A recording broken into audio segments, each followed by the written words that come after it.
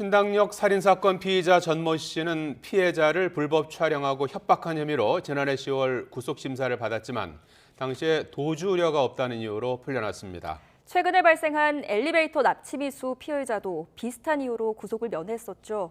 보복 범죄의 우려가 구속 사유에 추가돼야 한다는 주장에 힘이 실리고 있습니다. 김다은 기자가 보도합니다. 지난 7일 경기도 고양시에선 40대 남성이 여학생을 흉기로 위협하고 납치를 시도한 일이 일어났습니다.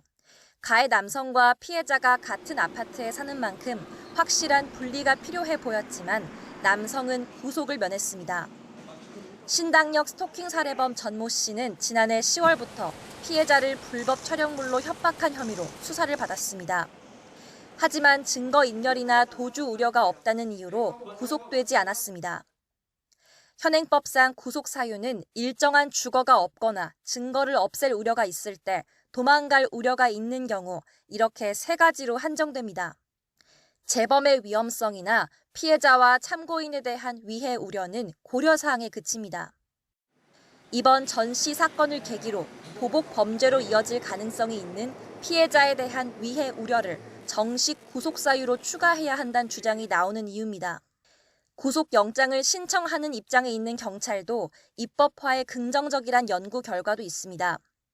한국경찰학회보에 실린 논문을 보면 경찰관 10명 가운데 8명은 위해 우려를 독자적 구속 사유로 두는 게 필요하다고 답했습니다.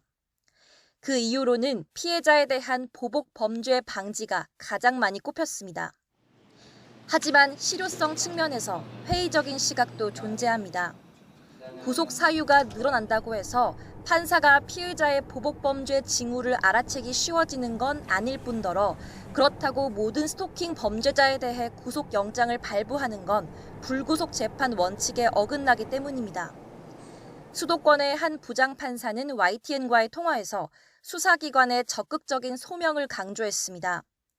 일반 형사사건의 경우 검사가 구속 전 피의자 신문 절차에 직접 나오지 않는 경우가 많은데 아무래도 서류보다는 말로 구속 필요성을 주장하는 게 법원을 설득하는 데 효과적이란 겁니다. 여전히 스토킹을 경범죄 보듯 하는 시선에서 벗어나 재범이나 보복으로 이어질 수 있는 심각한 범죄라는 경각심이 우리 사회에 자리 잡혀야 합니다. YTN 김다연입니다.